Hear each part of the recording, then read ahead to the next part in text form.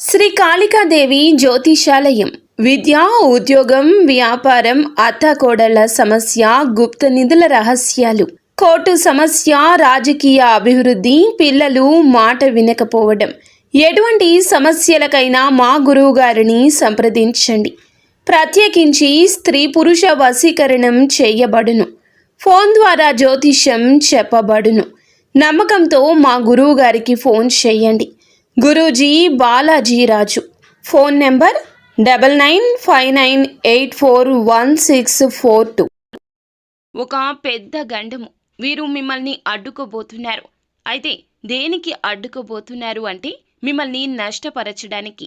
ఏ విధంగా, ఎటువంటి నష్టము, ఏం జరగబోతుంది అంటే మీరు చాలా వరకు కృంగిపోతారు.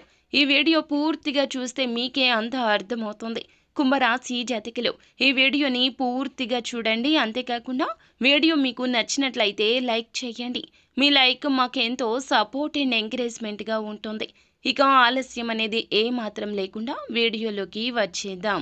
ఈరోజు దినఫలాల ప్రకారం చూసుకుంటే ముఖ్యంగా విద్యార్థులు ఏదైతే పనిని పెండింగ్లో పెట్టుకున్నట్లయితే గనక ఈరోజు దాన్ని పూర్తి చేసే అవకాశం ఉంది. పోటీ పరీక్షలకు సిద్ధమవుతున్న వారు కూడా ఏదైనా సిలబస్ మీరు పెండింగ్లో పెట్టుకున్నారు అంటే గనక దాన్ని తర్వాత ప్రిపేర్ అవుదామని అస్సలు అనుకోవద్దు. ఫ్రెండ్స్తో చిట్చాట్ పెట్టడము, లేదంటే తర్వాత చేద్దాంలే, ఈ పని కాసేపు ఆగిన తర్వాత చేద్దాంలే అని చెప్పి ఎవరైనా స్నేహితులు అన్నా, ఎవరైనా మీకు అడ్డు తగిలినా వారి మాటలు ఆలకించొద్దు. ఈ రోజు పని ఈ రోజే పూర్తి చేయండి. రేపటికి వాయిదా వేస్తే గనక జరిగే నష్టము వారికి కాదు మీకు అని గుర్తుంచుకోండి. ఆ యొక్క నష్టాన్ని మీరు అస్సలు ఆ తర్వాత పూడ్చుకోలేకపోతారు. కావున ఈ రోజున ఏ విషయాన్ని తేలికగా తీసుకోవద్దు. ముఖ్యంగా ఎవరైనా ఏదైనా చెబితే గనక ఆ విషయం గురించి మీరు వారి నిర్ణయాన్ని పరిగణలోకి తీసుకోవద్దు. విద్యార్థులే కాదండి, ఉద్యోగస్తులైనా, ఏ ఇతర రంగాల్లో ఉన్నా, వ్యాపారంలో ఉన్నా కూడా ఈ రోజున మీ పని ఇంకొకరికి అప్పచెప్పొద్దు. నేను చేస్తాంలే అంటారు, కానీ వారి పని వారికి ముందుగా ముఖ్యము అనే విషయాన్ని మీరే గ్రహించాలి. ఈ తెలివి మీకు ఉంటుంది, కానీ ఈ రోజున ఇతరుల మాయమాటల్లో పడిపోతారు.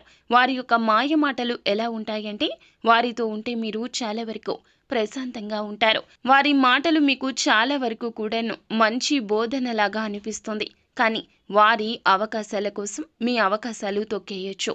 వారికి నష్టం జరగకుండా ఉండడం కోసం మిమ్మల్ని కష్టంలోకి నెట్టేయచ్చు. ఈ రోజున వారికి లబ్ధి చేకూర్చడం కోసం మిమ్మల్ని పాములాగా వాడుకోవచ్చును. కాబట్టి జాగ్రత్తగా ఉండండి. ఎవరి జీవితంలోనో మీరు హీరో కావాల్సిన అవసరం లేదు. అధిక మంచితనానికి పోవద్దు. మీ జీవితంలో మీరే హీరో.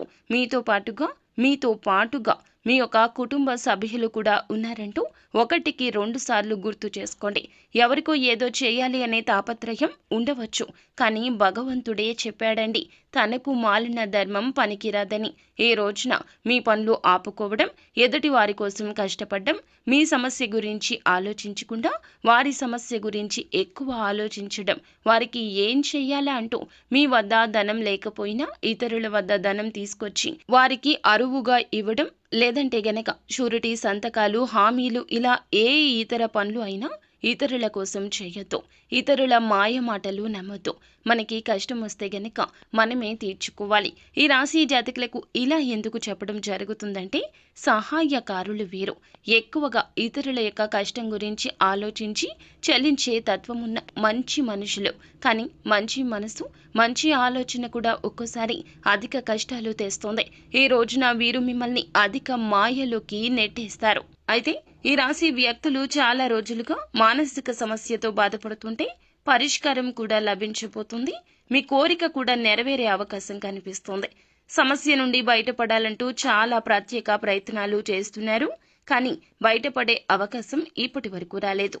ఈ రోజు మాత్రం ఆ అవకాశం భగవంతుడే పంపించినట్లుగా రాబోతుంది.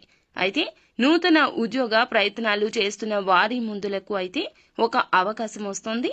100% మీకు సాటిస్ఫాక్షన్ ఉండకపోవచ్చు, కానీ ఒక్కసారి ప్రయత్నించండి. సాటిస్ఫాక్షన్ అనేది ఖచ్చితంగా వస్తుంది. ఎందుకంటే ఈ రోజు తప్పు రేపటి రోజు ఒప్పు అవుతుంది. ఈ రోజు ఒప్పు రేపటి రోజు తప్పు అవుతుంది.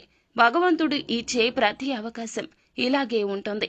కానీ మనసు పెట్టి చేస్తే ఏ పని అయినా కూడా మనకి నచ్చే తీరుతుంది. ఆర్థిక స్థితి అనుమతిస్తే గనక ఈ రోజున పేదవారికి ఏదేని రూపంలో దాన ధర్మాలు చేయండి. అంటే వస్తువు రూపంలో, వస్త్ర రూపంలో లేదా ధనం రూపంలో ఏ విధంగా అయినా కూడా దానం తప్పక చేయండి. దగ్గరలో ఉన్న గోశాలకు వెళ్లి గోమాతకు ఏదేని ఆహార పదార్థాలు తినిపించండి. గోమాతను నమస్కరించుకుని పూజించుకుని ఈ విధంగా ఆహారం పెట్టడం వల్ల శత్రు పీడలు తొలగిపోతాయి. పరమశివుని అనుగ్రహం మాత్రమే కాకుండా సకల దేవతల నిలయమైన గోమాత అనుగ్రహం లభించిందంటే సకల దేవతల అనుగ్రహాన్ని పొందుకున్నట్టు.